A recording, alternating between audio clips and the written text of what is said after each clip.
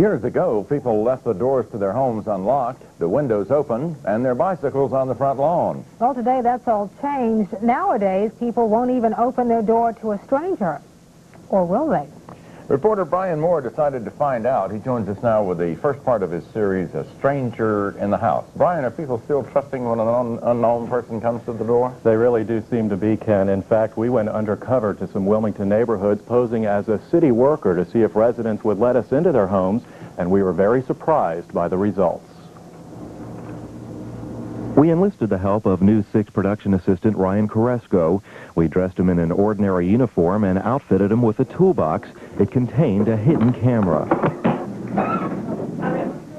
The story, a water main problem was causing rusty water at some homes in the neighborhood, and we needed to get inside to check it out.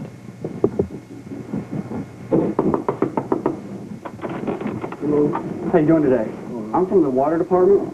And apparently we've had some calls around the area claiming that the residents claim that they're having some rust deposits found in their water. And I'm just making a routine check, and I want to know if I can come in and check that out. You with the city? Right. And at home? They're in the kitchen? Yeah.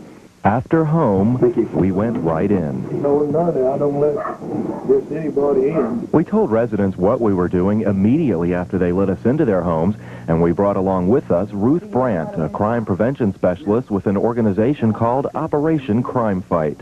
Are you surprised at yourself for letting him? I'm surprised him letting you all in. I really am. It used to be that crime happened more rapidly at night. Right. But in the year 1993, 1994, 80% of the crimes happened during daylight hours. Let me just ask you what you should do when somebody comes up to your door like that. What's the best thing to do? Just like we went through today. If it was someone saying they're from the city, I'd never let them in until I made that safety call to call the city and make sure they had sent someone out. I'd want the office to give me that person's name and for him to give me the same name as well before I open that door.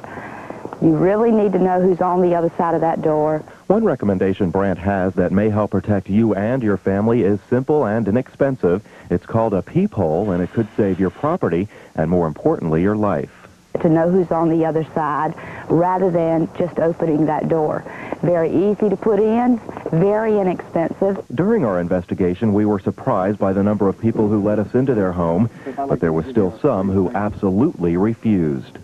What would have had to have been different for you to have felt sure he was with the city water department? Well, usually there would be a name, City Water, on there. Right. I had not heard of any problem like that in the neighborhood. That is great.